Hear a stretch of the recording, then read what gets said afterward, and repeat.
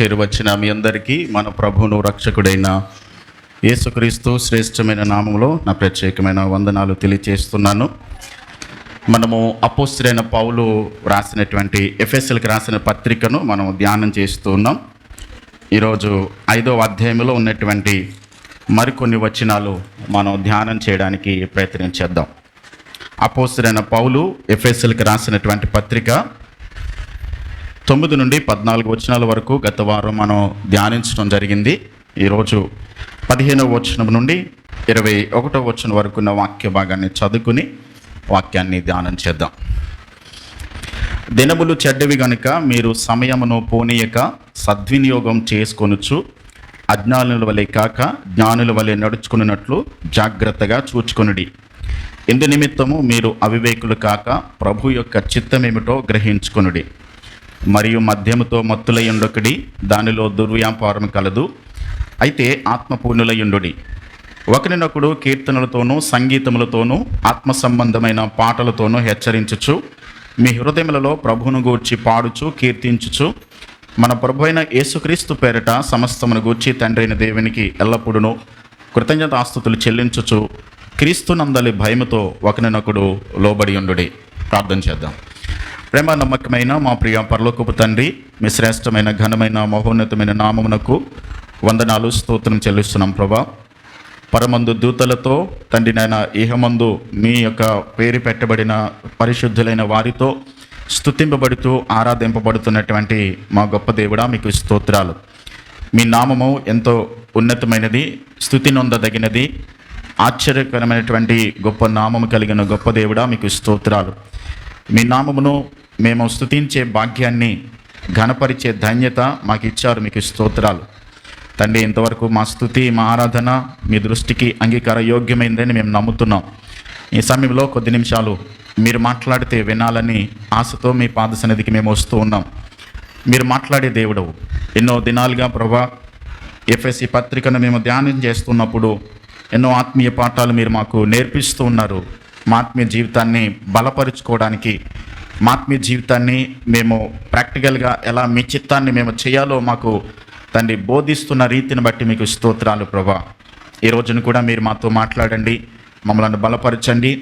ఈ సంవత్సరం మొదటి ఆదివారం, ఈ సంవత్సరం అంతా కూడా ప్రభా మేము మీ చిత్తాన్ని ఎలా చేయాలో, ఎలా మా విశ్వాస జీవితాన్ని కొనసాగించాలో తండ్రి మీరు మాకు ఇచ్చిన సమయాన్ని, మీరు మాకు ఇచ్చినటువంటి జ్ఞానాన్ని ఏ విధంగా సద్వినియోగం చేసుకోవాలో మాకు నేర్పించండి, కృపనివ్వండి, దయ చూపించి మీరు మాత్రమే మాట్లాడి మీరు మాకు కృప చూపించమని యేసయ్య నామములో ప్రార్థించి వేడుచున్నాను మా పరమ తండ్రి, ఆమేన్. అపోస్తలుడైన పౌలు గారు ఈ పత్రికను రాస్తూ ఎన్నో ఆత్మీయ పాఠాలు ఆయన మనకి నేర్పిస్తూ ఉన్నాడు. మనము ఎఫెసీ పత్రిక ప్రారంభించి ఇంచుమించుగా ఇప్పటికీ 24 వారాలు గతించినాయి. 24 ప్రసంగాలు ఈ ఎఫెసీ పత్రిక నుండి మనం నేర్చుకోవడం జరిగింది. అయితే ఎంతమంది గుర్తుపెట్టుకున్నారో, ఎన్ని విషయాలు ప్రాక్టికల్గా ప్రాక్టీస్ చేస్తున్నారో అనేది ఎవరికి వాళ్ళే వ్యక్తిగతంగా ప్రశ్నించుకోవాలి. ఇలా మనం ధ్యానించడం, ఈ విధంగా దేవుని వాక్యాన్ని నేర్చుకోవడం మనకెంతో ఆశీర్వాదమని దేవుని వాక్యాన్ని బట్టి మనం నేర్చుకుంటున్నాం. ఈ రోజున 5వ అధ్యాయంలో వ్రాయబడినటువంటి మనకున్న సమయాన్ని బట్టి 15-16 వచనాలు మాత్రమే ధ్యానించగలుగుతామేమో అని అనుకుంటున్నాను నేను. దేవుని చేతమైతే మరికొన్ని విషయాలు వచ్చేవారు మనం నేర్చుకోవడానికి ప్రయత్నించేద్దాం. ఈ 14వ వచనం వరకు కూడా, 8వ వచనం నుండి 14వ వచనం వరకు గత వారం ఏమి ధ్యానం చేశామంటే, మనము ఒకప్పుడు ఏమై ఉన్నాం? చీకటి ఉన్నాం. ఒకప్పుడు అంధకారంలో బ్రతికాం, ఒకప్పుడు అజ్ఞానంలో జీవించాం. కానీ దేవుడు ఆయన వెలుగై ఉన్నాడు కాబట్టి మనలను ఆయన వెలిగించాడు. నేను వెలుగై ఉన్నాను, లోకమునకు నేనే వెలుగును అని ప్రభు చెప్పాడు. కాబట్టి వెలుగై ఉన్నటువంటి ప్రభువు ఆయన మనలను తన రక్తము చేత విమోచించి తన సొత్తుగా చేసుకుని తన వెలుగును మనలో నింపి మనము లోకానికి వెలుగుగా ఉండాలని దేవుడు మనలను వెలుగుగా చేశాడు. వెలుగై ఉంటారు అని అనలేదు, వెలుగై ఉండండి అని చెప్పలేదు, మీరే వెలుగై ఉన్నారు అని చెప్పాడు. ఎందుకు వెలుగై ఉండాలి? లోకము అజ్ఞానంలో ఉంది, లోకము చీకటిలో ఉంది, లోకము అవిధేయతలో అపవిత్రతలో బ్రతుకుతుంది. ఎటు గమ్యమో తెలియక సరైనటువంటి నిర్ణయాలు తీసుకోలేనటువంటి అజ్ఞానపు స్థితిలో ఉన్నటువంటి లోకములో మనలను దేవుడు ఒక దారి చూపించేటువంటి వెలుగు వలె, దివిటి వలె దేవుడు మనల్ని వెలిగించి లోకంలో పెట్టాడు. కాబట్టి లోకానికి మనము ఒక మార్గదర్శిగా, ఒక లైట్ హౌస్గా మనము మార్గాన్ని చూపించేటువంటి ఒక ప్రతి వారు కూడా దీపం వలె వెలుగుతూ ఉండాలి అని దేవుని వాక్యాన్ని మనం నేర్చుకోవడం జరిగింది. ఆ వెలుగులో ఉండవలసిన లక్షణాలు గత వారం మనం ధ్యానం చేసాం. ఆ లక్షణాలు ఏంటంటే, వెలుగు యొక్క ఫలం ఏంటి? సమస్తమైన మంచితనం, రెండవది నీతి, మూడవది సత్యము. ఈ మూడు కూడా ఒక వెలుగు ఉన్నటువంటి, వెలుగులో జీవిస్తున్నటువంటి వ్యక్తి, నేను వెలుగు సంబంధిని అని చెప్పుకుంటున్న ప్రతి వ్యక్తిలో కనబడాల్సిన ఈ మూడు లక్షణాలు. ఎందుకు మంచితనాన్ని చూపించాలి? పరలోకమున్నటువంటి దేవాతి దేవుడు మనం పాపులుగా ఉన్నప్పుడు, మనం అవిధేయులుగా ఉన్నప్పుడు, మనం శత్రులుగా ఉన్నప్పుడు, మనము దేవునికి దూరంగా బలహీనులుగా ఉన్నప్పుడు దేవుడు తన మంచితనాన్నంతటిని కూడా మన పట్ల ఏం చేశాడు? ఆయన చూపించాడు. ఆయన మంచితనాన్ని చూపించకపోతే మనం ఎన్నడూ కూడా రక్షింపబడే వాళ్ళం కానే కాదు. ఆయన మంచితనాన్ని చూపించాడు. ఎప్పుడు చూపించాడు? మనం పాపులుగా ఉన్నప్పుడు. ఆయన మంచితనాన్ని చూపించాడు మనము దేవునికి శత్రువులుగా ఉన్నప్పుడు. ఆయన మంచితనాన్ని చూపించాడు మనము దేవునికి దూరస్తులుగా ఉన్నప్పుడు. ఆయన మంచితనాన్ని అంతటిని మన పట్ల చూపించి దేవుడు మనల్ని వెలిగించాడు. అయితే మంచితనము అనేది మనము కూడా లోకములో వెలుగు ఫలం వలె చూపించాలి. ఎలాగా? లోకములో చాలామంది అజ్ఞానములో, ఆ చీకటిలో, అంధకారంలో బ్రతుకుతున్నారు. అయితే ఒక వ్యక్తిని ప్రభువులోనికి నడిపించడానికి, ఒక వ్యక్తిని దేవుని రాజ్యంలోనికి మనము సంపాదించడానికి మనము సెటరేట్ చేసుకోవలసినటువంటి పరిస్థితులు ఏవైనా ఉన్నాయేమో, లేకుంటే మార్చుకోవలసిన పద్ధతులు ఏవైనా ఉన్నాయేమో, అవన్నీ కూడా మనం మార్చుకుని, ఏమండి, మనలను రక్షించడానికి ఆయన మంచితనాన్ని చూపించి పరలోక మహిమను విడిచిపెట్టి వచ్చాడు. ఆయన పరలోకపు ఆధిక్యతను విడిచిపెట్టేశాడు. పరలోకంలో ఉన్నటువంటి గొప్ప వెలుగును, ఆ తేజో మహిమను ఆయన విడిచిపెట్టేసి త్యాగం చేశాడు. కాబట్టి వెలిగించబడినటువంటి మనము ఖచ్చితంగా చీకటిలో ఉన్నటువంటి వారిని ప్రభు రాజ్యంలోనికి సంపాదించడానికి మనము కూడా సెటరేట్ చేసుకోవాల్సిన సంగతులు ఏవైనా ఉన్నాయేమో అవన్నీ కూడా సెటరేట్ చేసుకుని, అవసరమైతే మన విశ్వాస జీవితంలో త్యాగం చేసైనా సరే ప్రభు కోసం కొంతమందిని, చీకట్లో ఉన్న ప్రజలను వెలిగించబడిన మనము వెలుగులోనికి చాలా మందిని ఏం చేయాలి? సంపాదించాలి అని మనం నేర్చుకోవడం జరిగింది. కాబట్టి మంచితనాన్ని చూపించాలి, నీతిని కలిగి ఉండాలి, మనం నీతి మార్గంలో నడవాలి. మూడవది ఏంటంటే, మనం నేర్చుకున్న సత్యం ఏంటంటే సత్యము అనే దానిలో మనం నడుచుకోవాలి. లోకము అసత్యంలో ఉంది. ప్రభు ఈ లోకానికి ఎందుకు వచ్చాడు? నేనే మార్గమును, నేనే సత్యమును. ఎందుకనంటే ఖచ్చితంగా నేనే సత్యం అని ఎందుకు చెప్పాల్సి వచ్చిందంటే, కుడి ఎడమలేంటో తెలియక, నిజమైన దేవుడు ఎవరో తెలియక, నిజమైన సత్యమైనటువంటి దేవుడు ఎవరో తెలియక సతమతం అవుతున్నారు. అలాంటి వారికి సత్యవంతుడైన దేవుడు ఆయన లోకానికి మానవుడిగా దిగి వచ్చాడు. అంతేకాదు, ఆ సత్యవంతుడైన దేవుడు మనలను ఏం చేశాడనంటే సత్యములో స్థాపించాడు, స్థిరపరిచాడు. యోహాను సువార్త 17వ అధ్యాయం 4వ వచనములో 17:17లో చూస్తాం, సత్యమందు వారిని ప్రతిష్ఠ చేయము, నీ వాక్యమే సత్యము అని ప్రభు చెప్పాడు.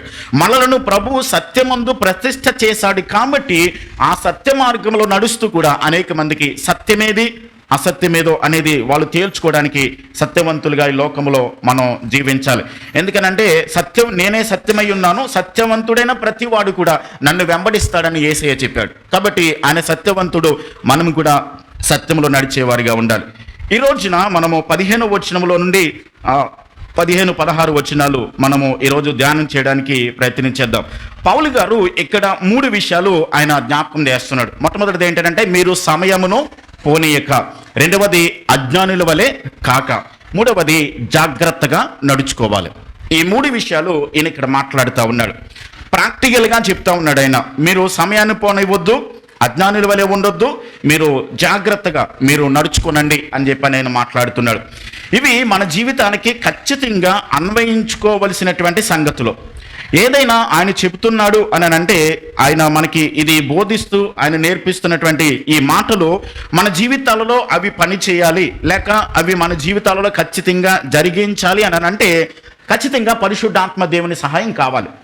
మన సొంత జ్ఞానముతో, మన సొంత శక్తితో ఎన్నడూ దేవుని యొక్క మార్గాలను, ఆయన యొక్క ఉన్నతమైన ప్రమాణాలకు మనం లోబడి జీవించలేం. పరిశుద్ధాత్మ దేవుని సహాయం ప్రతిరోజు అవసరమే.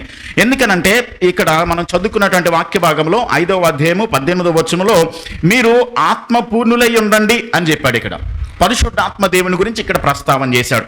అంతేకాదు, మనం 4వ అధ్యాయంలో మనం ఏం నేర్చుకున్నామంటే పరిశుద్ధాత్మని మీరు దుఃఖపరచవద్దు అని చెప్పాడు. ఎందుకని?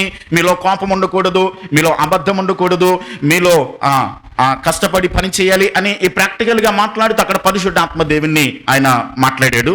అంతేకాదు మొదటి అధ్యాయం 14వ వచనములు కూడా మీరు దైవ ప్రణాళిక చొప్పున ఎన్నిక చేయబడ్డారు అని చెప్తూ యేసయ్య చేత విమోచింపబడ్డారని చెప్తూ 14వ వచనములో మొదటి అధ్యాయం 14వ వచనములో మీరు ఆత్మ చేత ఏం చేయబడ్డారు? ముద్రించబడ్డారు. అంటే దేవుని ఎన్నిక, దేవుని సంకల్పము, దేవుని చిత్తాన్ని గురించి ఎప్పుడైతే ఆయన మాట్లాడుతూ వచ్చాడో అన్ని సందర్భాల్లో కూడా పరిశుద్ధాత్మ దేవుని జ్ఞాపకం చేసుకుంటూ వచ్చాడు. అంటే ఆయన చిత్తాన్ని చేయాలంటే ఎవరి సహాయం అవసరం మనకి? భూమి మీద ఉన్నటువంటి పరిశుద్ధాత్మ దేవుడు. పరిశుద్ధాత్మ దేవుని గురించి మనం మాట్లాడుకునేటప్పుడు గత శుక్రవారం మేము ధ్యానం చేసాం. చాలా వాస్తవాలు మేము నేర్చుకున్నాం. త్రిత్వములో 3వ వ్యక్తి పరిశుద్ధాత్మ దేవుడు. తండ్రి, కుమార, పరిశుద్ధాత్మ దేవుడు. ఆయన త్రియేకుడు, ఒకే దేవుడు, 3 వ్యక్తులుగా ఉన్నారు అని మేము నేర్చుకుంటూ పరిశుద్ధాత్మ దేవుడు ఎవరిలోకి వస్తారైనా ఎవరైతే రక్షింపబడ్డారో, ఎవరైతే మారు మనసు పొంది పాపాన్ని ఒప్పుకొని తమ జీవితంలో పశ్చాత్తాపడి దేవుని అంగీకరించి బాప్తిసం పొందారో వారిలోనికి ఖచ్చితంగా పరిశుద్ధాత్మ దేవుడు వస్తాడు. అపోస్తలుల కార్యాల గ్రంథం 2వ అధ్యాయం 38వ వచనం ప్రకారం పేతురు మీరు మారు మనసు పొంది పాపక్షమాపణ నిమిత్తం ప్రతివాడు యేసుక్రీస్తు నామమున బాప్తిసం పొందండి, అప్పుడు పరిశుద్ధాత్మ దేవుడు మనలోనికి వస్తాడు. ఇక్కడ కొన్ని సంఘాలు, నేను విమర్శించట్లేదు, ఆలోచిస్తారని నేను జ్ఞాపకం చేస్తున్నాను. కొన్ని సంఘాలు అయితే మీరు పరిశుద్ధాత్మను పొందుకోండి రా దిగిరా అని చెప్పని మాట్లాడుతూ ఉంటారు. పరిశుద్ధాత్మ దేవుడు దిగొచ్చి లేకుంటే దూరి లేకుంటే వాలి వెళ్ళిపోయేటువంటి వాడు కాదు. బైబిల్ వాక్యాన్ని చాలా జాగ్రత్తగా అర్థం చేసుకోవాలి. మనము పరిశుద్ధాత్మను ఎలా పొందుకుంటాము అని అంటే, ఒక వ్యక్తి పాప క్షమాపణ నిమిత్తం మారు మనసు పొంది బాప్తిసం పొందినప్పుడు ఖచ్చితంగా పరిశుద్ధాత్మ దేవుడు ఆ హృదయంలోనికి వస్తాడు, వరముగా దయచేయబడతాడు. ఒక్కసారి పరిశుద్ధాత్మ దేవుడు మనలోనికి వచ్చిన తర్వాత, అంటే నిజంగా రక్షింపబడిన వ్యక్తుల గురించి నేను మాట్లాడుతున్నాను. ఏదో పెళ్లి కోసమో ఉద్యోగం కోసమో బాప్తిసం పొంది మారు మనసు లేకోకుండా నిజమైన పశ్చాత్తాపం లేకుండా బాప్తిసం పొందినటువంటి వారిలోకి పరిశుద్ధాత్మ దేవుడు రాడు. ఎప్పుడైతే నిజంగా పశ్చాత్తాపడి నేను పాపం చేశాను, నేను తప్పు చేశాను ప్రభువా, నేను దోషిని, నన్ను క్షమించమని నిజంగా పశ్చాత్తాపడి ఎవరైతే మారు మనసు పొందుతారో వారిలోనికి పరిశుద్ధాత్మ దేవుడు వస్తాడు. వచ్చిన తర్వాత ఆయన ఏం చేస్తాడో కొన్ని మాటలు చదువుదాం, కొంత క్లారిఫికేషన్ ఇస్తాను. ఇక్కడ నేను యోహాను సువార్త 14వ అధ్యాయం, యోహాను సువార్త 14వ అధ్యాయము, యోహాను సువార్త 14వ అధ్యాయము 16వ వచనం నుండి నేను చదువుతున్నాను. యోహాను సువార్త 14వ అధ్యాయం 16వ వచనం. నేను తండ్రిని వేడుకొందును, మీ యొద్ద ఎల్లప్పుడూ నుండుటకై ఆయన వేరొక ఆదరణకర్తను అనగా సత్యస్వరూపియగు ఆత్మను. ఆత్మ అనే చోట బోల్డ్ లెటర్స్ పెద్ద అక్షరాలు కనబడిందంటే పరిశుద్ధాత్మ దేవుడు అని అర్థం. ఆత్మను మీకు అనుగ్రహించును, లోకము ఆయనను చూడదు, ఆయనను ఎరుగదు గనుక ఆయనను పొందనేరదు. మీరు ఆయనను ఎరుగుదురు, ఆయన మీతో కూడా ఏం చేస్తాడు? ఆయన నివసించును, ఆయన మీలో ఉండును. అంటే ఒక్కసారి ఆయన వచ్చాడు, మనలో ఉన్నాడు, ఆయన వరముగా దయచేయబడ్డాడనంటే మరలా ఇక ఎప్పుడు కూడా బయటికి ఆయన వెళ్ళడు. అది మాత్రం వాస్తవం, వాక్యం చెప్తున్న సత్యం. మరి కొంతమంది రా దిగిరా మమ్మల్ని నింపు అని అంటారు అని చెప్పని మనం మాట్లాడుకున్నట్లయితే, పరిశుద్ధాత్మ దేవుడు మనలో ఉన్నారు, ఆయన మనలో నుండి ఎప్పుడు కూడా బయటికి వెళ్ళరు. ఎప్పటి వరకు? మన ఊపిరి ఆగిపోయేంత వరకు పరిశుద్ధాత్మ దేవుడు మనలో ఉంటారు. అయితే మనలో ఉన్న పరిశుద్ధాత్మ దేవుడు ఆయన చిత్తాన్ని చేయడానికి మనకి సహాయం చేస్తూ ఉంటాడు అన్ని సందర్భాల్లో. కావాలని కొన్ని సందర్భాల్లో మన పరిశుద్ధాత్మ దేవుని మాట వినుకోకుండా మన చిత్త ప్రకారం పాపం చేయడానికి వెళ్ళినప్పుడు లోపల ఉన్న పరిశుద్ధాత్మ దేవుడు ఏం చేస్తాడంటే దుఃఖపడతాడు. అంతేకాదు, మనము గనక పదే పాపాన్ని చేసుకుంటూ వెళ్ళిపోతున్నప్పుడు ఏం జరుగుతుంది అంటే మనలో ఉన్న పరిశుద్ధాత్మ దేవుడు దుఃఖపడడం మానేసి ఆగిపోతాడు. అందుకనే దెసలోనికీయులకు రాసిన మొదటి పత్రిక 5వ అధ్యాయము 16వ వచనంలో ఆత్మను మీరు ఆర్పకుడి అనే మాట రాశాడు అపోస్తలుడైన పౌలు గారు. ఆత్మను ఆర్పొద్దనంటే దాని అర్థం ఏంటనంటే, పరిశుద్ధాత్మ దేవుడు మనము పాపం చేయడానికి వెళ్తున్నప్పుడు ఆయన మనల్ని హెచ్చరిస్తాడు, వద్దు వెళ్ళొద్దు. ఆయన మరలా హెచ్చరిస్తాడు, చెయ్యొద్దని, మరలా చెప్తాడు. అలా పదే పరిశుద్ధాత్మ దేవుడు మనకి వార్నింగ్ ఇస్తున్నప్పటికీ కూడా మనం ఏం చేస్తామంటే నోరు మూసుకో అని చెప్పని ఆయనను పక్కన పెట్టేసి మన ఉద్దేశపూర్వకంగా వెళ్ళి ఎప్పుడైతే పాపం చేస్తామో ఇంకా ఆయన మాట్లాడడం పని చేయడం మానేస్తాడు. ఎప్పుడైతే పరిశుద్ధాత్మను మనం దుఃఖపరిచామో 7 నష్టాలు కలుగుతాయని మనం గత 2 వారాల క్రితం నేర్చుకున్నాం. రక్షణ ఆనందాన్ని కోల్పోతాం, దేవుని యొక్క ప్రేమను మనం అనుభవించడం కోల్పోతాం. మనలో ఉన్నటువంటి రక్షణ నిశ్చయతను కోల్పోతాం. అసలు నేను రక్షింపబడ్డానా లేదా అనే అనుమానం వచ్చేస్తుంది. పరిశుద్ధాత్మ దేవుని మనం ఉద్దేశపూర్వకంగా పాపం చేసి ఆయన దుఃఖపరిచినప్పుడు. నాలుగవది ఏంటంటే దేవుడు మనకి ఇచ్చినటువంటి ఆత్మీయ వరాలు ఏవైతే ఉన్నాయో అవి మనలో పనిచేయవు, అవి ఫలభరితంగా ఉండవు. ఎదుటి వాళ్ళను క్షమించలేం, ఎదుటి వాళ్ళను మనం ప్రేమించలేం. ఎందుకని? పరిశుద్ధాత్మ దేవుని మనము బాధ పెట్టాం, దుఃఖపరిచాం, ఆయనను ఆర్పేశాం కాబట్టి, ఆయన మాట వినలేదు కాబట్టి. అందుకనే పరిశుద్ధాత్మ దేవుడు చేసే పని ఏంటంటే ఆత్మ ఫలమై ఉన్నటువంటి ఆయన ఆ ఫలాలు ఫలించడానికి ఆత్మదేవుడే మనకు సహాయం చేస్తాడు. కాబట్టి మనం పాపం చేశాం కాబట్టి పాపమునకు శిక్ష ఖచ్చితంగా భూమి మీద మనం ఏం చేయాలి? అనుభవించి తీరాలి. ఎందుకనంటే పాపమునకు ఒక్కసారి మాత్రమే శిక్ష విధించబడుతుంది. ఏ న్యాయస్థానమైనా చూడండి, ఒక్క నేరానికి ఒక్కసారి మాత్రమే పనిష్మెంట్ ఉంటుంది, రెండోసారి ఉండదు. ఒకవేళ కనుక దేవుడు మన చేసినటువంటి అంటే బాప్తిసం పొందిన తర్వాత కూడా మనం పాపం చేసిన దానికి మనకి శిక్ష విధించడం అయితే ఆ శిక్షకు ప్రతిఫలం ఎక్కడికి వెళ్ళాలి? మనం నరకానికి వెళ్ళిపోవాలి. కానీ దేవుడు మరలా ఆ పాపమునకు శిక్ష విధించడానికి దేవుని దగ్గర మన పాపాన్ని ఒప్పుకున్నాం కాబట్టి మన పాప నిమిత్తం కలువరి శిలువలో యేసయ్య ఏం చేశాడు? మన పాపమునకు రావలసిన శిక్షనంతటిని కూడా ఆయన భరించేశాడు, తీసివేశాడు. అయితే ఉద్దేశపూర్వకంగా బాప్తిసం పొందిన తర్వాత కూడా పాపం చేస్తే ఆ పాపానికి పర్యవసానాన్ని భూమి మీద ఉండగానే ఖచ్చితంగా మనం అనుభవించాలి, ఖచ్చితంగా అనుభవించి తీరాల్సిందే. ఎందుకని? అది మనకి అనారోగ్యం కావచ్చు, సమస్య కావచ్చు, లేకుంటే మనసాక్షికి నొప్పి కలిగించడం కావచ్చు, ఏదైనా దేవుడు చేస్తాడు. ఏమో ఎవరి జీవితాల్లో ఎలా దాన్ని పరిష్కారాన్ని పనిష్మెంట్ని తీసుకొస్తాడో నాకైతే తెలీదు. కానీ ఖచ్చితంగా మాత్రం భూమి మీద ఉండగానే దాన్ని అనుభవించి తీరాలి. అయితే పరిశుద్ధాత్మ దేవుడు మనలోకి వచ్చిన తర్వాత ఆయన చిత్తాన్ని లేక క్రీస్తు యేసు యొక్క సారూప్యతలోనికి మనం మలచబడడానికి ఆత్మదేవుడు మనకు సహాయం చేస్తాడు. అందుకనే ఇక్కడ మనం ఏం మాట్లాడుకుంటున్నామంటే దేవుని కొరకు బ్రతకడానికి, సమయాన్ని వృధా చేయకోకుండా, అజ్ఞానుల వలె కాకోకుండా జాగ్రత్త కలిగి ఉండడానికి ఆత్మ దేవుని యొక్క సహాయం మనకు ఎల్లప్పుడూ కూడా అవసరమని పౌలు గారు ఇక్కడ నేర్పిస్తూ ఉన్నాడు. అయితే ఇక్కడ మనము 13, 14 వచనాల్లో గతంలో మనం మాట్లాడుకుంటూ పరిశుద్ధాత్మను దుఃఖపరచవద్దు అని మనం మాట్లాడుకున్నాం.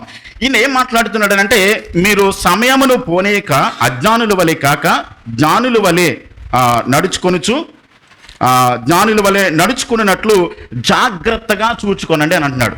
ఇప్పుడు ఎవరినైనా ఒక హాస్టల్కి మీ పిల్లల్ని పంపించేటప్పుడు కానీ, లేకుంటే ఏదైనా ఇతర దేశం వెళ్ళేటప్పుడు కానీ ఏం చెప్తాం? చాలా జాగ్రత్తగా చెప్తాం కదా, జాగ్రత్తగా ఉండు, నీ డబ్బులు జాగ్రత్త పెట్టుకో, నీ వస్తువులు జాగ్రత్త పెట్టుకో, టాబ్లెట్స్ టైంకి వేసుకో, టైంకి భోజనం తిను, కావండి అప్పగింతలు అప్పగిస్తాం కదా, జాగ్రత్తగా ఉండు, జాగ్రత్తగా ఉండు. అలాగే ఈయన ఏమంటాడంటే మీరు జాగ్రత్తగా చూచుకోనండి అని అంటున్నాడు. ఎందుకని? దినములు చెడ్డవి కాబట్టి, లోకంలో మనం బ్రతుకుతున్నటువంటి దినములు చెడ్డవి కాబట్టి మనము జ్ఞానం లేని వ్యక్తుల వలె వండుకోకుండా ఈ లోకరీత్యా మనమందరము కూడా ఒకే రకమైనటువంటి స్థాయిని కలిగిలేము. వేరు వేరు కుటుంబాల నుంచి మనం వచ్చాము. అయితే వేరు వేరు కుటుంబాల నుంచి మనం రక్షింపబడినప్పటికీ కూడా మనమందరం కూడా క్రీస్తు శరీరములో సభ్యులమయ్యాం. మనమందరం కూడా క్రీస్తు సంఘములో అంటే తన స్వరక్తం ఇచ్చి సంపాదించినటువంటి దేవుని సంఘములో మనమందరము అవయములమయ్యాము. కాబట్టి ఎవరికి అప్పగించిన బాధ్యతను వారు నిర్వహిస్తూ దేవుని చిత్తాన్ని సంపూర్ణంగా నెరవేరుస్తూ దేవునిలోకి వచ్చిన తర్వాత మనము దేవుని యొక్క మన విలువలు, మన జీవిత విధానాలు అన్నీ కూడా ఎలా ఉన్నాయి అన్న దానిని మనం ఎప్పటికప్పుడు జాగ్రత్తగా పరీక్షించుకోవాల్సిన ప్రాముఖ్యమైనటువంటి పరిస్థితి మనకుంది. అయితే జ్ఞానం లేనటువంటి వ్యక్తి అంటే మనం ఏమనాలంటే పిచ్చోడు అనాలి. జ్ఞానం లేనటువంటి వ్యక్తి వాళ్ళకి నైతిక విలువలు అవసరం లేదు.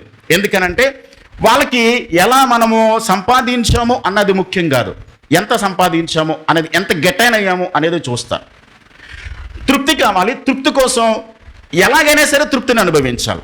ఎలా అనుభవించామనేది నైతికతను పక్కన పెట్టేసి వాళ్ళు సంపాదించడానికి ప్రయత్నం చేస్తారు. ఇప్పుడు వాక్యం ఏం చెప్తుందంటే మనము జ్ఞానం కలిగి ఉండాలి అని దేవుని వాక్యం ఎందుకు చెప్తుందనంటే లోకము చీకట్లో ఉంది, దేవుడు మళ్ళీ రక్షించి జ్ఞానవంతులుగా లేకుంటే వెలుగు సంబంధులుగా పెట్టాడు. లోకంలో చాలా మంది అజ్ఞానంలో ఉన్నారు. వాళ్ళు ఏం చేస్తారనంటే నా కుటుంబాన్ని పోషించుకోవడానికి లేకుంటే కుటుంబాన్ని సంరక్షించుకోవడానికి నేను ఏ పద్ధతి చేసినా పర్వాలేదు అని చెప్పని వాళ్ళు అక్రమైన పద్ధతిలో లేకుంటే అన్యాయమైనటువంటి పద్ధతిలో లేకుంటే వేరు వేరు విధానాల్లో సంపాదించుకోవడం ద్వారా ఏం జరుగుతుందంటే దేవుడు మనకిచ్చినటువంటి నైతిక విలువలను మనం ఏం చేస్తామంటే పక్కన పెట్టేసాం. అలా నైతిక విలువలు పక్కన పెట్టేసినటువంటి వారిని బైబిల్ ఏమంటుందంటే అజ్ఞాని అని ఉంటుంది. జ్ఞానం లేదని ఉంటుంది అలాంటి వాళ్ళ గురించి. అందుకని బైబిల్ ఏం చెప్తుందంటే, మనము భారతీయ సంస్కృతిలో ఒకటి మనం బాగా నేర్చుకుంటాం. మనందరికీ అలవాటు ఉన్నటువంటి ఒక భారతీయ సంస్కృతి ఏంటంటే 1000 అబద్ధాలు ఆడైనా సరే ఒక పెళ్లి చేయండి అని చెప్పని అన్నారు. అంటే ఒక మంచి పని చేయడానికి నువ్వు వెనకాల ఎన్ని చేసినా పర్వాలా, ఒక వ్యక్తి మంచి జరుగుతుంది, ఒక వ్యక్తికి క్షేమం జరుగుతుంది, ఒక వ్యక్తికి ఒక మంచి పని జరుగుతుందంటే దాని వెనకాల అంటే కుటుంబాన్ని పోషించుకోవడానికి లేకుండా ఒక మంచి పని చేయడానికి బల కింద చేతులెట్టినా పర్వాలా అనేది లోకం చెప్తుంది. కానీ బైబిల్ మాత్రం అలా దానికి ఒప్పుకోదు. నైతిక విలువలు మనం ఎప్పుడైతే పక్కన పెట్టేశామో బైబిల్ ఏమందనంటే, నువ్వు అజ్ఞానంగానే ఉన్నావు, అజ్ఞానులను జీవిస్తున్నావు, మీరు అజ్ఞానుల వలె కాకుండా జ్ఞానుల వలె నడుచుకోనండి అని చెప్పని పౌలు భక్తుడికి ఏమంటున్నాడనంటే, మీరు అజ్ఞానుల వలె కాక జ్ఞానుల వలె నడుచుకున్నట్లు జాగ్రత్తగా చూచుకున్నాడు. ఇక్కడ ఉపయోగించిన మాట ఏంటంటే అజ్ఞాని. జ్ఞానం లేని వ్యక్తి ఎలా ఉంటాడంటే, ఎలా నడుస్తాడంటే అజాగ్రత్తగా నడుస్తాడు. జ్ఞానం లేనటువంటి వ్యక్తి ఆలోచన లేకుండా నడుస్తాడు. జ్ఞానం లేని వ్యక్తి బుద్ధి లేకుండా నడుస్తాడు.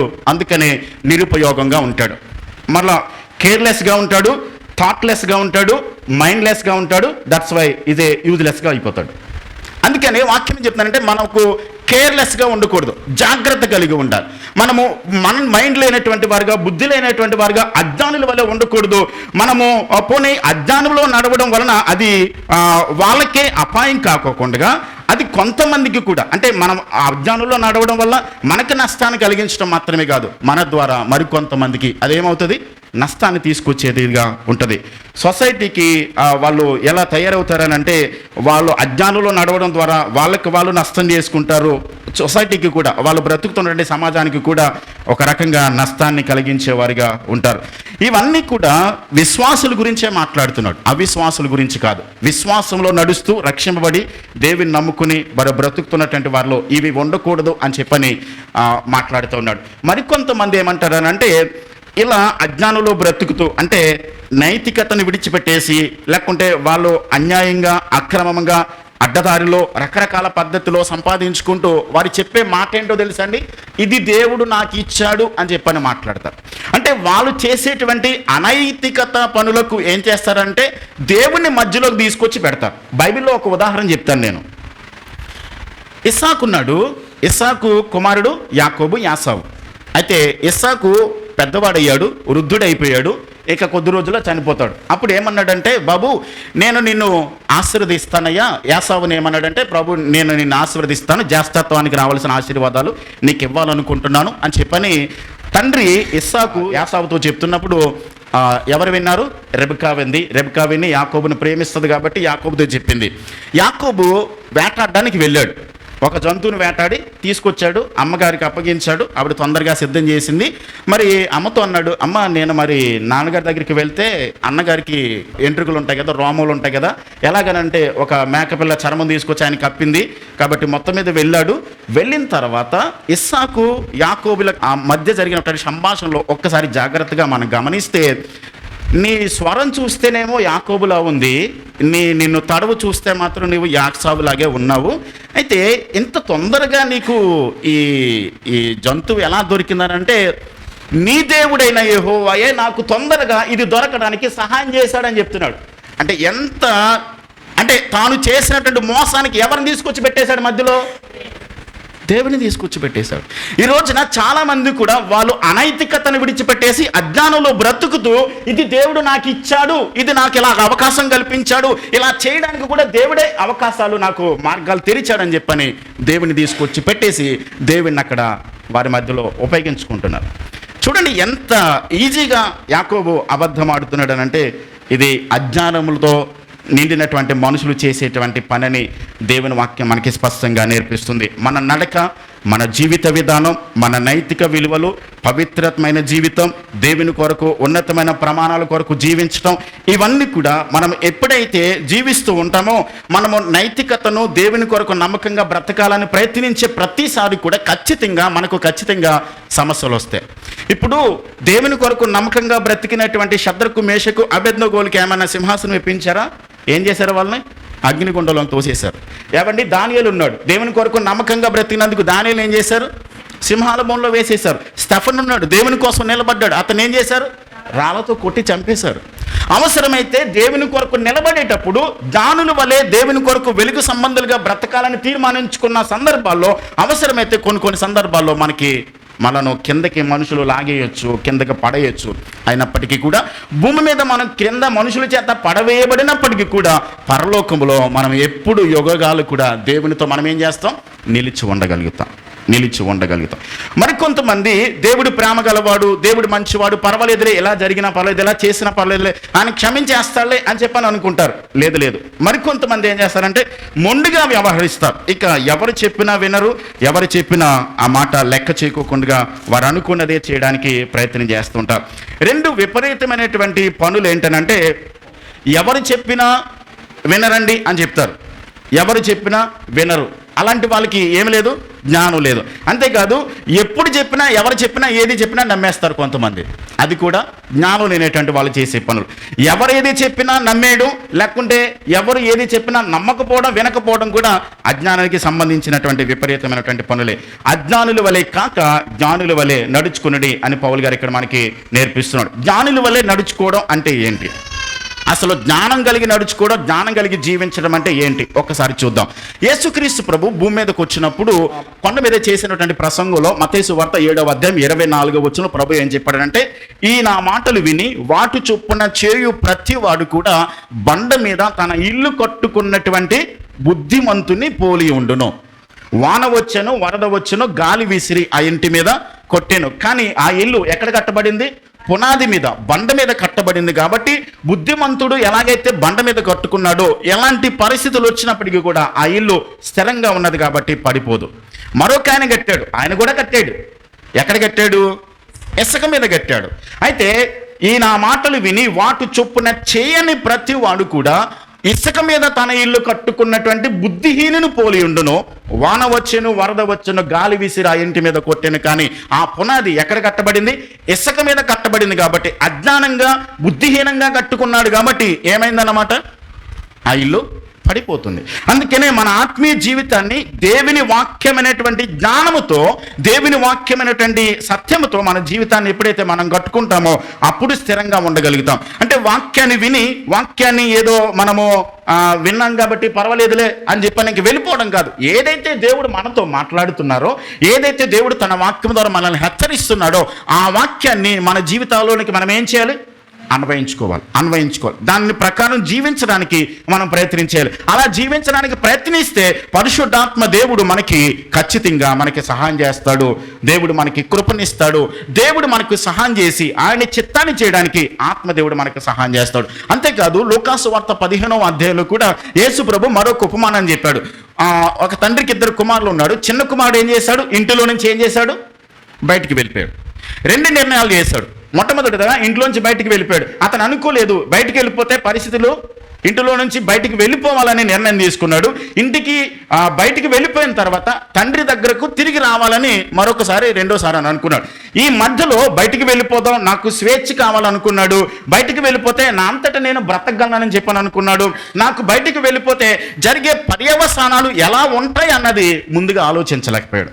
అయితే 17వ వచనంలో, లూకాసు వార్త 15వ అధ్యాయం 17వ వచనంలో 16వ వచనం నుండి చదువుతున్నాను. వాడు పందులు తిని పొట్టితో తన కడుపు నింపుకొన ఆశపడిని గాని ఎవడునూ వానికేమీ ఇయ్యలేదు. 17వ వచనంలో అయితే బుద్ధి వచ్చినప్పుడు అంటే వానికి ఏమైందన్నమాట? బుర్ర పని చేయడం మొదలుపెట్టింది. అంతకుముందు పని చేయాల. ఇంట్లోంచి బయటికి వెళ్ళిపోదామని నిర్ణయం తీసుకున్నాడు. నేను స్వేచ్ఛగా ఉంటాను అనుకున్నాడు. నాకు బయట నేను స్వేచ్ఛగా బ్రతకగలను, నా అంతటా నేను బ్రతకగలను అనుకున్నాడు. తండ్రి దగ్గర ఉన్నటువంటి స్వేచ్ఛ, తండ్రి దగ్గర ఉన్నటువంటి ఆ స్వతంత్రము, తండ్రి దగ్గర ఉన్నటువంటి ఆ స్థితిని అతడు వదులుకున్నాడు. తర్వాత తనకి ఆ పర్యవసానం నష్టం కలిగినప్పుడు, అయితే బుద్ధి వచ్చినప్పుడు మరలా ఏం చేశాడు? వెనక్కి వచ్చాడు. ఈరోజున చాలా మంది కూడా మనము లోకములో చాలా రకాలుగా పర్వాలేదులే అని చెప్పని దేవుని వాక్య క్రమములో నైతిక విలువలు విడిచిపెట్టి మనం వెళ్ళిపోతూ ఉన్నప్పుడు ఖచ్చితంగా ఏం జరుగుద్దంటే నష్టం కలుగుద్ది. అయితే వాళ్ళని ఏమంటుందంటే బైబిల్లో, అజ్ఞానంలో మనం ఉన్నాం. జ్ఞానం మరికి ఎక్కడ దొరుకుతుంది? జ్ఞానం కొద్దిగా ఉంటే మనం ఏం చేయాలి? మనుషుల దగ్గరికి వెళ్ళొద్దు, మనుషుల్ని అడగొద్దు. ఎక్కడ దొరుకుద్ది మనకి? యాకోబు పత్రిక 1వ అధ్యాయం 5వ వచనంలో, మీలో ఎవరికైనా జ్ఞానం కొదుగొన్నెడల వాళ్ళు ఏం చేయాలి? దేవుణ్ణి అడగాలి. అడిగితే దేవుడు ఏం చేస్తాడు? ఖచ్చితంగా జ్ఞానాన్ని ఇస్తాడు. మనుషులు సమాచారాన్ని ఇవ్వగలుగుతారు, మనుషులు అనుభవాలు మనకి చెప్పగలుగుతారు, అనుభవాలు మనకి ఇవ్వగలుగుతారు, మనుషులు మనలను సాక్ష్యాలు చెప్పగలుగుతారు, ఉత్తేజపరచగలుగుతారు, లేకుంటే మోటివేషన్ చేయగలుగుతారు, రకరకాలుగా మనలను ఉత్తేజపరచడానికి ప్రయత్నం చేస్తారు మనుషులైతే. కానీ జ్ఞానాన్ని మాత్రం ఏ మనిషి కూడా మనకి ఇవ్వలేడు. జ్ఞానాన్ని ఇచ్చేదెవరు? దేవుడు మాత్రమే. దేవుని నుండి మాత్రమే మనకు జ్ఞానం జరుగుద్ది. తెలివితేటలకు జ్ఞానానికి ఉన్న తేడా ఏంటంటే, మనలో తెలివితేటలు జ్ఞానం రెండు కలిగి ఉండాలి. తెలివితేటలు ఏం చేస్తుంది? సమాచారాన్ని సేకరించడానికి మనం ప్రయత్నం చేస్తుంది. మనకు చూస్తే తెలివితేటలు వస్తాయి, మనము చదివితే తెలివితేటలు వస్తాయి, లేక వింటే మనకు సమాచారం వస్తుంది. కానీ జ్ఞానం ఏం చేస్తుందంటే, ఏదైతే విన్నామో, ఏదైతే గమనించామో, ఏదైతే నేర్చుకున్నామో, అది ఎక్కడ ఏ పరిస్థితులలో ఎలా వాడాలో అన్నది జ్ఞానం మనకి నేర్పిస్తుంది. జ్ఞానం మనకి నేర్పిస్తుంది. కాబట్టి కొలసీలకు రాసిన పత్రిక 2వ అధ్యాయం 3వ వచనంలో బుద్ధి జ్ఞాన సర్వ సంపదలు ఎవరిలో ఉన్నాయి? దేవునిలోనే ఉన్నాయి. జ్ఞానం ఇచ్చేది దేవుడు. బుద్ధి జ్ఞాన సర్వ సంపదలు అన్నీ కూడా, బుద్ధి కావాలన్నా జ్ఞానం కావాలన్నా ఎవరిని అడగాలి? మనం దేవుని అడగాలి. దేవుడు మనకు ఆయనని అడిగితే తప్పకుండా మనకి ఇస్తాడు. అయితే ఇక్కడ మనం గుర్తుపెట్టుకోవలసినటువంటి ఒక విషయం ఏంటనంటే, నాకు పరిపూర్ణ జ్ఞానం ఉంది అని అనగలిగిన వారు భూమి మీద ఉన్న ఏ మనిషి కూడా లేనేలేడు. నేను పరిపూర్ణ జ్ఞానవంతుణ్ణి, నేను పరిపూర్ణంగా జ్ఞానం పొందుకున్నాను అని అంటే, ఎందుకంటే పరిపూర్ణ జ్ఞానం గలవాడు దేవుడు ఒక్కడు మాత్రమే. ఇంకా మనుషులెవరు కూడా పరిపూర్ణ జ్ఞానం కలిగిన వారు లేరు. కాబట్టి మన జీవితాన్ని ముగించే వరకు కూడా ప్రతిరోజు కూడా మనం ఏం చేయాలి? నేర్చుకుంటూ ఉండాలి. ప్రతిరోజు మనము దానిని ప్రాక్టీస్ చేస్తూ ఉండాలి. నేను పూర్తిగా జ్ఞానం పొందేసుకున్నాను, జ్ఞానం దేవుడు నాకు ఇచ్చేశాడు అనడానికి లేదు. ఎందుకంటే పరిపూర్ణ జ్ఞానం ఎవరికి లేదు, కేవలం దేవుడు మాత్రమే పరిపూర్ణ జ్ఞానం కలిగిన వాడు. ఆ జ్ఞానాన్ని ఇచ్చేది దేవుడు కాబట్టి ఆయనను మనం ఏం చేయాలి? పరిపూర్ణంగా దేవుని అడగాలి. కాబట్టి మన జీవితాన్ని ముగించేంత వరకు ప్రతిరోజు కూడా మనం జ్ఞానములో ఎదుగుతూ ఉండాల్సిందే. నాకు పరిపూర్ణ జ్ఞానం ఉందని అనుకోవడమే అజ్ఞానం. నాకు సరిపడే జ్ఞానం ఉంది అనుకోవడం అజ్ఞానం. నాకింత జ్ఞానం సరిపోతుంది అని అనుకోవడం అజ్ఞానం. నాకున్న బుద్ధి నాకు సరిపోతుంది అనుకోవడం కూడా అజ్ఞానమే. మనమందరం కూడా దేవుని పద్ధతిలో నడవాలంటే ఎప్పుడు కూడా దేవుని మీద ఆధారపడుతూ ఉండాలి. దేవుని జ్ఞానం మనకు ఏ విధంగా ఉపయోగపడుతుంది అంటే, దేవుని జ్ఞానం మనం ఈ లోకంలో కలిగి ఉన్నట్లయితే, లోకంలో పాపం ఉంది, లోకంలో అవిధేయత ఉంది, లోకంలో అపవిత్రత ఉంది. పాపంలోకి వెళ్ళిపోకుండా దేవుని వాక్యం మనకి సహాయపడుతూ ఉంటుంది. దేవునితో నడవడానికి, దేవునితో సహవాసం కొనసాగించడానికి, దేవుని చిత్తాన్ని చేయడానికి దేవుని జ్ఞానం మనకి సహాయపడుతుంటుంది. అందుకనే దావీదు 119వ కీర్తనలు ఏమంటాడంటే, నీ వాక్యము నా పాదములకు దీపము, నా త్రోవకు ఏమైంది? వెలుగయ్యింది. దేవుని వాక్యమే నాకు జ్ఞానాన్ని ఇస్తుంది. దేవుని వాక్యమే మనకు త్రోవకు వెలుగును చూపిస్తుంది. దీపము మనకు కనబడుతున్న కొద్దీ ఒక్కొక్క అడుగు ముందుకు వేసుకుంటూ ఎలాగైతే వెళతామో, అలాగే దేవుని వాక్యము అనేటువంటి దానిని మనం ప్రతి దినము కూడా ఖచ్చితంగా దేవుని వాక్యంతో సంబంధాన్ని కలిగి ఉండాలి. దేవుని జ్ఞానం మీద మనం ఆధారపడాలి. ప్రతి దినము దేవుని జ్ఞానమే. సపోజ్ మీరు ఒకవేళ ఏదైనా ఊరికి వెళ్ళారండి, కారులో వెళ్తా ఉన్నారు. కారులో వెళ్ళిన తర్వాత పలానా వాళ్ళ ఇల్లు అడ్రస్ కావాలని అడిగారు. అడిగినప్పుడు మీరు మమ్మల్ని ఫాలో అవ్వండి అని చెప్పని కారులో వెళ్తున్నారు. కారులో వెళ్తున్నప్పుడు మీరు ఏం చేస్తారు? ఖచ్చితంగా వాళ్ళు ఎంత స్పీడ్లో వెళ్తున్నారో అదే స్పీడ్లో వెళ్తారు. వాళ్ళు స్లో అవుతే మీరు స్లో అవుతారు, వాళ్ళు టర్న్ తిరిగితే మీరు టర్న్ తిరుగుతారు కదండి. ఎందుకని? అడ్రస్ కనుక్కోవడానికి, మీకు రూట్ చెప్పడానికి ముందు ఒక గైడ్ ఉన్నాడు కాబట్టి ఖచ్చితంగా ఆయన ఫాలో అవుతారు. ఇప్పుడు పరిశుద్ధాత్మ దేవుడు మన హృదయాల్లో ఉన్నాడు. ఆయన జ్ఞానం కలిగిన దేవుడు కాబట్టి ఆయన మనకి డైరెక్షన్ చెప్తా ఉన్నప్పుడు ఆ విధంగా వెళ్ళడానికి మనం ఇష్టపడితే ఖచ్చితంగా పాపంలో పడిపోకుండా తప్పించుకోవడానికి, నీతిని కలిగి నైతిక విలువలను కాపాడుకుంటూ పవిత్రంగా దేవుని కొరకు ఆయన చిత్తాన్ని చేయడానికి, క్రీస్తు సారూప్యతలోనికి రావడానికి ఆత్మదేవుడు మనకి సహాయం చేస్తాడు. అంటే ప్రతి దినము కూడా ఖచ్చితంగా ఎవరి మీద ఆధారపడాలి? మనం దేవుని మీద, దేవుని జ్ఞానం మీద. అందుకనే బుద్ధి జ్ఞానాలు దేవునిలోనే ఉన్నాయి. జ్ఞానం ఇచ్చేది దేవుడు కాబట్టి ఆయనను జ్ఞానమిమ్మని అడుగుతూ ప్రతి దినము కూడా దేవుని మీద మనం ఆధారపడుతూ, దేవుని మీద మాత్రమే మనం ఖచ్చితంగా ఆధారపడే వారిగా ఉండాలి. మనం బుద్ధిహీనంగా అజ్ఞానంలో కనుక మనం ఉన్నట్లయితే ఆయన మార్గాలు మనకి ఏ మాత్రం కూడా అర్థం కాదండి. ఒకవేళ అజ్ఞానంలో నాకు అవసరం లేదు, నా జ్ఞానంతో, నా తెలివితేటలతో నా జీవితాన్ని నేను నడిపించుకుంటాను అని అనుకున్నట్లయితే ఏమవుతుందో తెలుసా? ఇప్పుడు ఒక డైరెక్షన్లో మనం వెళ్ళాలండి, ఇలా వెళ్ళాలి, ఇది సరైన మార్గం అనుకుందాం. నా ఎడంచి ఆయనతో పాటు మనం నడుస్తున్నాం. సరే, కొంత సమయం వచ్చేసరికి జస్ట్ అలా కొంచెం ఒక అంగుళం దూరం తప్పే మనం దూరం వెళ్ళే కొలిది మనం ఏమంటామంటే ఆయనతో కలిసి నడుస్తున్నట్లుగానే ఉంటుంది. కొంత దూరం వెళ్తున్నప్పుడు మొదట్లో మనకేమనిపించదు, బాగానే ఉంటుంది. కానీ ఇక్కడ కొంచెం ఒక అంగుళం తప్పేమో, వెళ్ళేసరికి ఇలా వెళ్ళేసరికి చాలా దూరం దూరం అయిన తర్వాత మరలా వెనక్కి తిరిగి రావడం చాలా కష్టమైపోతుంది లోకంలోకి వెళ్ళిపోయిన తర్వాత. అంటే ఒక్క అంగుళం ఆయనతో నడవడం మానేసి కొంచెం డైరెక్షన్ తప్పామనుకోండి, మొదట్లో మనకేమనిపించదు, బాగానే ఉన్నాం కదా అనిపిస్తుంది, దగ్గరలోనే ఉన్నాం కదా అనిపిస్తుంది. కానీ నడిచే కొద్ది, వెళ్ళే కొద్ది, దూరం వెళ్ళే కొద్ది కూడా, కొంతకాలం గడిచే కొద్ది కూడా మనం ఏమవుతామంటే పూర్తిగా అజ్ఞానంలోనికి వెళ్ళిపోతాం. దానిలోంచి బయటికి రావడానికి మనకి చాలా కష్టమైపోతుంది, చాలా ఇబ్బంది అవుతుంది. గుర్తుపెట్టుకోవాలి, విశ్వాసులు పవిత్రతలో నుండి నాశనకరమైనటువంటి పాపపు స్థితిలోనికి హఠాత్తుగా వెళ్ళిపోవడం అనేది ఎప్పుడూ జరగదు. గుర్తుపెట్టుకునండి, మెల్లమెల్లగా ప్రారంభమవుద్ది, కొంచెం కొంచెంగా ప్రారంభమవుద్ది. అది చిన్నగానే స్టార్ట్ అవుద్ది, అయితే వెళ్ళే కొలది కూడా అది చాలా భయంకరంగా ఉంటుంది. అందుకని వాళ్ళు ఏం చేస్తారంటే కేర్లెస్గా ఉంటారు, థాట్లెస్గా ఉంటారు, మైండ్లెస్గా ఉంటారు. తర్వాత ఇంకెందుకు కూడా పనికి రాకుండా యూజ్లెస్ అయిపోతారు. అందుకని దేవుని వాక్యం అలా చెప్తుంది. కానీ బుద్ధి కలిగిన వారు, జ్ఞానం కలిగిన వారు ఎలా ఉంటారంటే బాగా ఆలోచించగలుగుతారు. జ్ఞానం కలిగినటువంటి వారు బాగా జాగ్రత్త కలిగి ఉంటారు. జ్ఞానం కలిగినటువంటి వారు వాళ్ళు గమనించుకుంటూ ఉంటారు, ఎలా బ్రతకాలి, ఎలా జీవించాలి, స్పిరిచువల్గా ఉంటారు, ఆత్మీకంగా ఉంటారు, నైతికంగా ఉంటారు. దేవుని రాజ్య వ్యాప్తిలో నా నడత కొంతమందికి ప్రయోజనకరంగా ఉండాలి, నేను జీవించేటువంటి నా జీవితము కొంతమందికి మాదిరికరంగా, కొంతమందిని ప్రభులోనికి నడిపించేదిగా ఉండాలని చెప్పి కోరుకుంటారు. కాబట్టి ఆ విధంగా మనం నడుచుకునే వారిగా ఉండాలి. ఒక ఆయన ఏమంటాడనంటే, Christian walk is a tightrope walk. Tightrope walk అంటే ఎప్పుడైనా విన్నారా? సర్కస్లో చూస్తాం కదండి. సర్కస్లో టైట్ రోప్ వాక్ అంటే ఈ చివరి నుంచి ఆ చివరికి ఒక తీగ కట్టేసి చేతిలో ఒక కర్ర పట్టుకుని ఆ తీగ మీద నడుస్తూ ఉంటాడు కదండి, ఈ చివరి నుంచి ఆ చివరి వరకు. దాన్ని టైట్ రోప్ వాక్ అంటారు. నడిచేటప్పుడు ప్రారంభంలో దాన్ని నేర్చుకునేటప్పుడు కొన్నిసార్లు కింద పడిపోతాడు, కొన్నిసార్లు బ్యాలెన్స్ కుదరదు. కానీ పదే పదే ప్రయత్నం చేసినప్పుడు బ్యాలెన్స్గా ఆ కర్ర పట్టుకుని జాగ్రత్తగా గమ్యాన్ని చేరడానికి ప్రయత్నం చేస్తాడు. దేవునితో నడవడం అంటే అదే పరిశుద్ధాత్మ దేవునితో. మనకి బ్యాలెన్స్ కుదరాలి. బ్యాలెన్స్ కుదరకపోతే ఖచ్చితంగా మధ్యలోకి వెళ్ళిన తర్వాత ఏమైపోతాం, మనం పడిపోతాం. ఖచ్చితంగా దేవుని మీద ఆధారపడాల్సిందే. కాబట్టి ఈ టైట్ రోప్ వాక్ అనేటువంటి దానిలో ఖచ్చితంగా అనుదినము దేవుని జ్ఞానం మీద, దేవుని యొక్క పద్ధతిలో, దేవుని యొక్క చిత్తంలోనే మనం నడుచుకునే వారిగా ఉండాలి.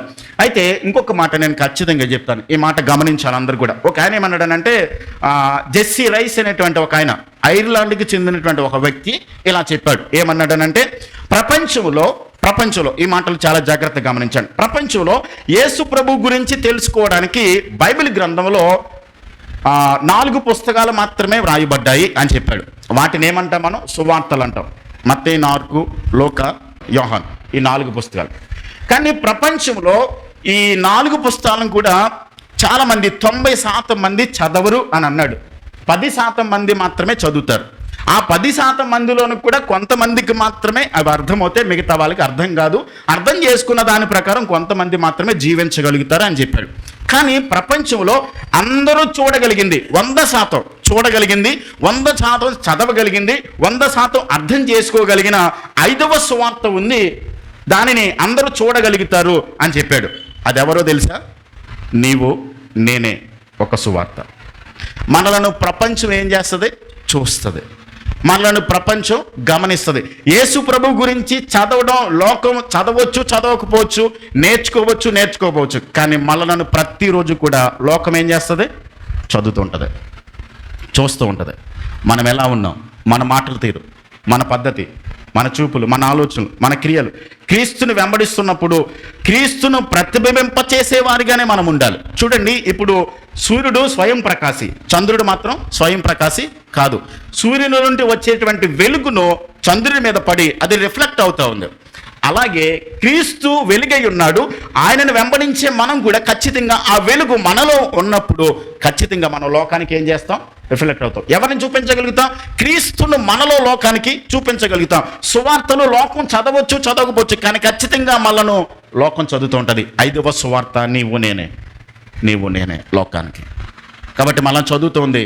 కాబట్టి జ్ఞానం కలిగి నడుచుకుంటున్నామా, అజ్ఞానం కలిగి నడుచుకుంటున్నామా అన్నది మనం గమనించుకోవాలి. సామెతల గ్రంథం 3వ అధ్యాయం 5వ వచనాన్ని ఒకసారి చదువుదాం చూడండి. సామెతల గ్రంథం 3వ అధ్యాయం 5వ వచనం.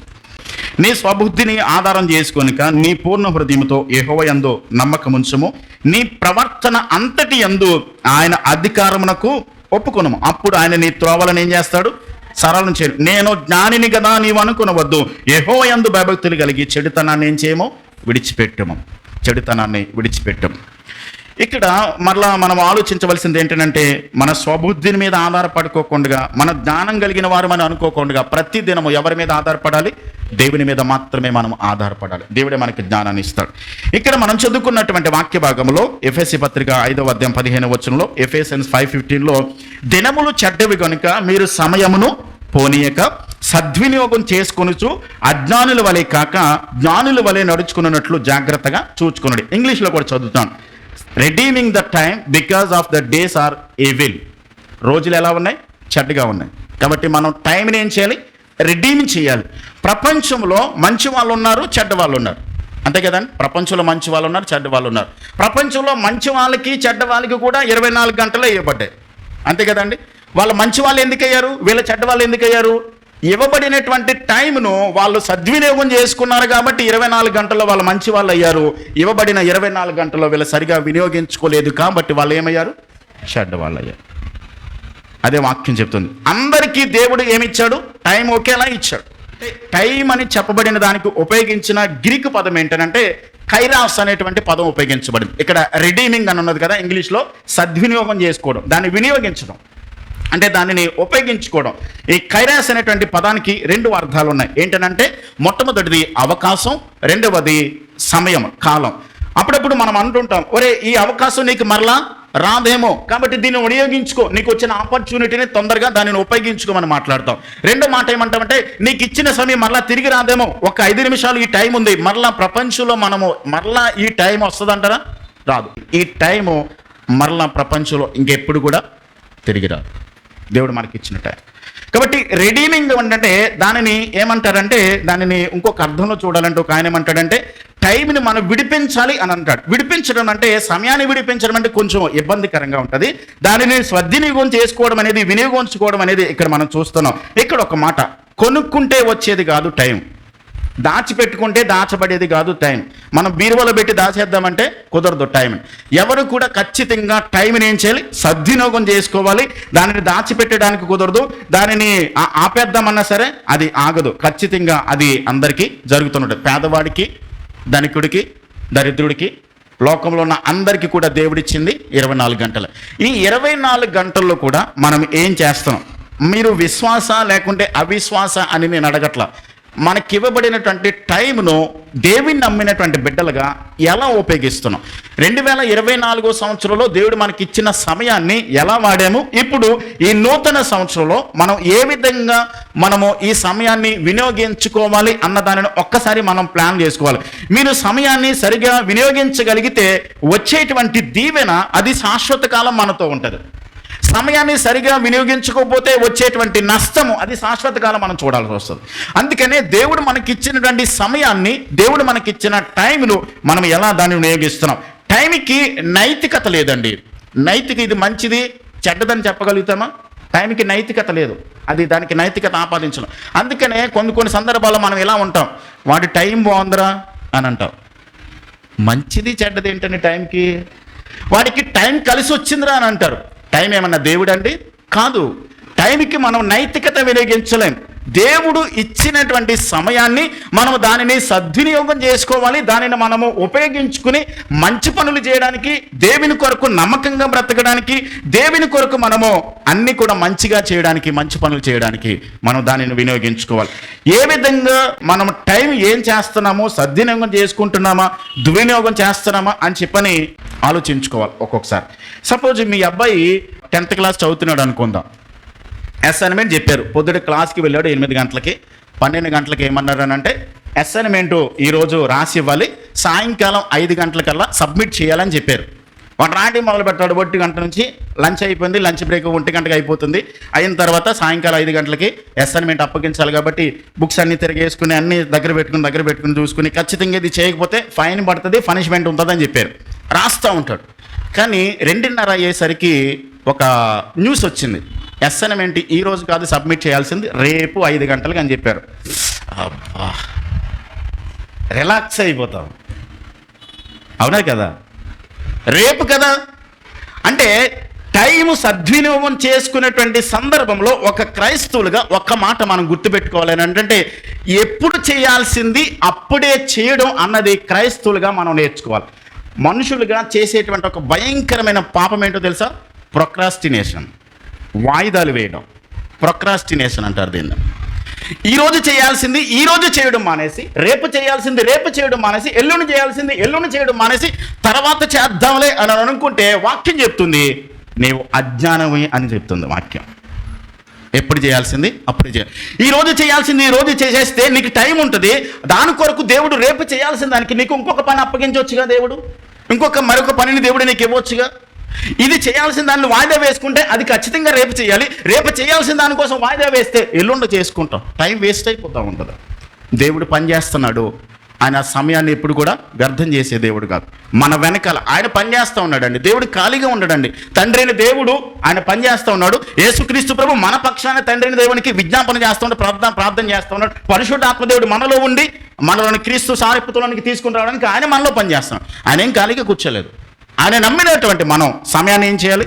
సద్వినియోగం చేసుకోవాలి. క్రైస్తవులకి సమయాలన్నీ దేవుడు మనకి ఇచ్చాడు. 24 గంటల్లో ఖచ్చితంగా మనం దేవుని కొరకు నమ్మకంగా బ్రతకాలి.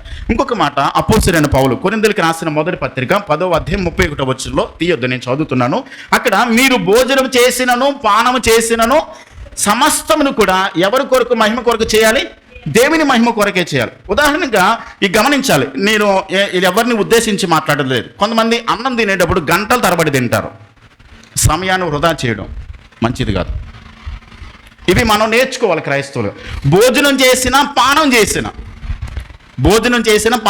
మనం డైలీ చేసే విషయాలలో కూడా దేవునికి ఏం కావాలి? మహిమ తేవాలి.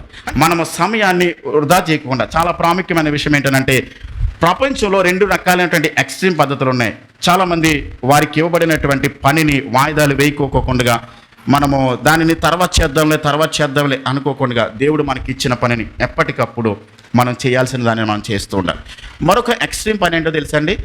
చేయాల్సిన దానిని వాయిదా వేస్తారు కొంతమంది ఎక్కువగా పని చేస్తారు. అంటే చేయాల్సిన టైం కన్నా ఎక్కువ కష్టపడతారు. ఇది కూడా మంచి పద్ధతి కాదు. ఎందుకనంటే దేవుడు మనకి టైం ఇచ్చాడు. ఎంతవరకు కష్టపడాలి, ఎంతవరకు పని చేయాలనేది దేవుడు మనకి టైం నిర్ణయించాడు. ఎందుకు ఎక్కువ టైం స్పెండ్ చేస్తున్నాం? మనం సంపాదించిన దానికన్నా ఎక్కువ సంపాదించాలని, ఎక్కువ పేరు సంపాదించాలి, ఎక్కువ సంపాదించుకోవాలి, లేకుంటే ఎక్కువ పేరు సంపాదించుకోవాలి, ఎక్కువ గౌరవాన్ని సంపాదించుకోవాలి. ఇది కూడా సరైన పద్ధతి కానే కాదు. అసలు చేయాల్సిన దాన్ని చేయకుండా ఉండడం, ప్రొక్రాస్టినేషన్ కలిగి ఉండడం, వాయిదాలు వేయడం ఒక పద్ధతి అయితే, రెండవది చేయాల్సిన దానికన్నా ఎక్కువ చేయడం కూడా అది సరైనటువంటి పద్ధతి కానే కాదు అని వాక్యం చెప్తుంది. సమయమును పోనీయక మనము సద్వినియోగం చేసుకోలుతూ దానిని ఉపయోగించుకుంటూ దేవుని కొరకు మనం ఏం చేయాలి? వినియోగించాలి. కొంతమంది దుర్వినియోగం చేస్తారు. ఎలాగనంటే ఎక్కువసేపు నిద్రపోతారు.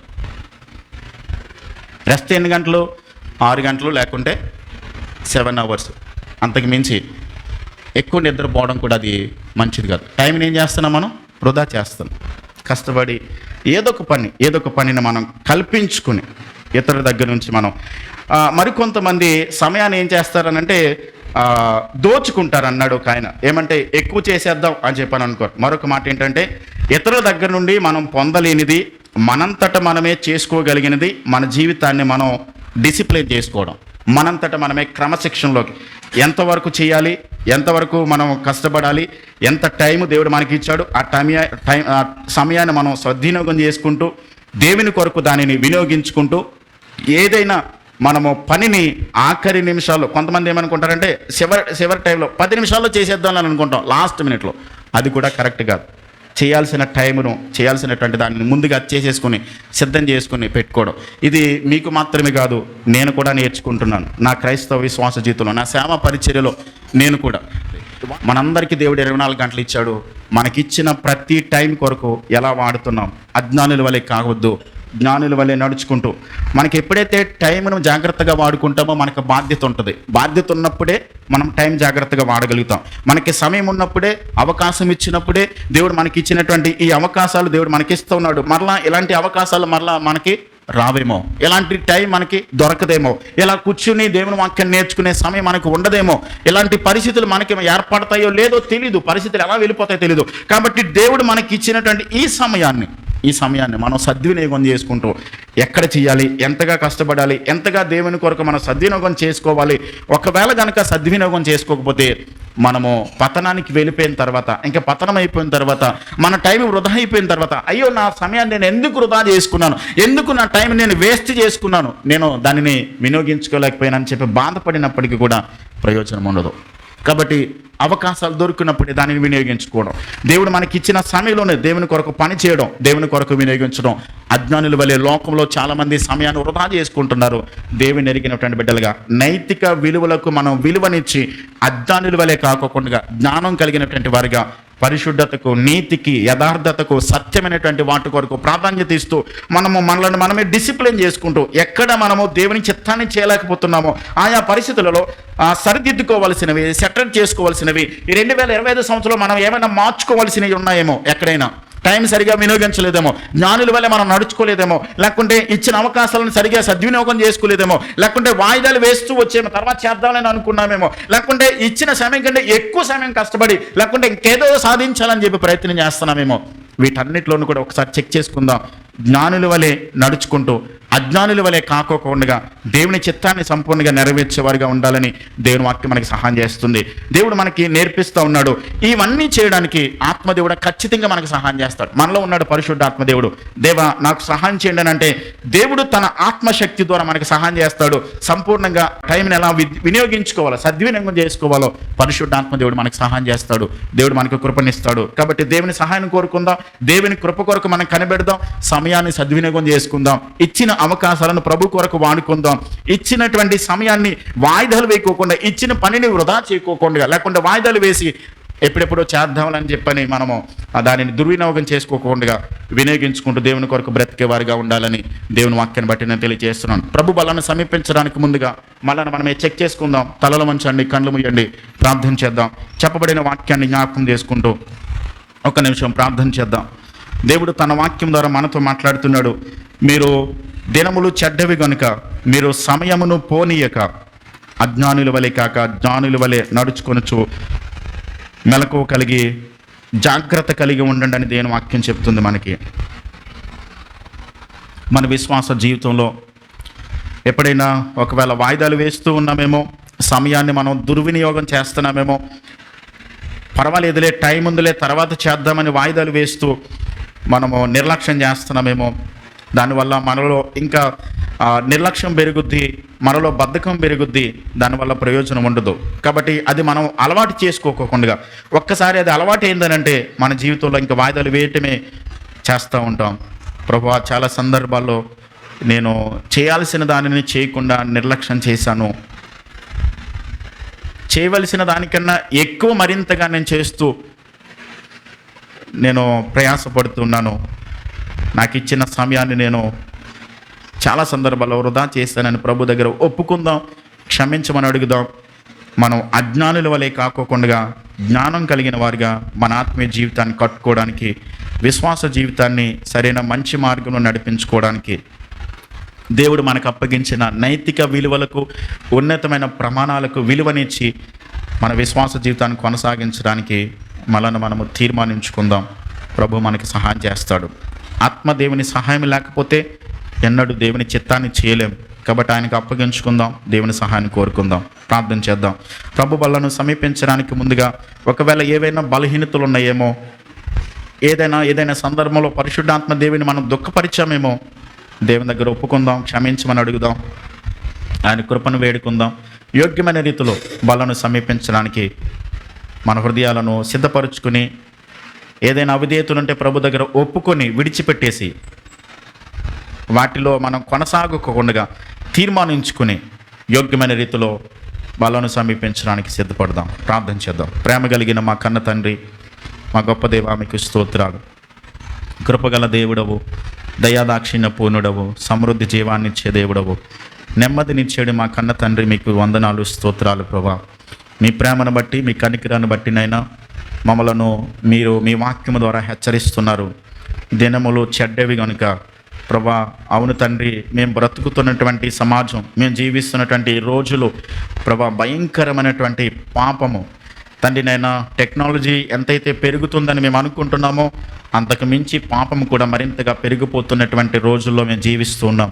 అయితే పాపమునకు చోటు ఇవ్వకుండా, అజ్ఞానుల వలె కాకోకుండా తండ్రి నైనా జ్ఞానము కలిగినటువంటి వారిగా, మెలకువ కలిగి ప్రభా మాకు ఇవ్వబడినటువంటి సమయాన్ని సద్వినియోగం చేసుకుంటూ మీ చిత్త ప్రకారం, మీ వాక్య ప్రకారం, మీ మాటల ప్రకారం నైతిక విలువలకు తండ్రి నేను మేము ప్రాధాన్యత ఇస్తూ ప్రభా మీ ఉన్నతమైన ప్రమాణాలను మేము అలవాటు చేసుకుంటూ మాకిచ్చిన సమయాన్ని సద్వినియోగం చేసుకుంటూ మీ కొరకు నైనా నమ్మకస్తులుగా బ్రతకడానికి కృపనివ్వండి ప్రభా.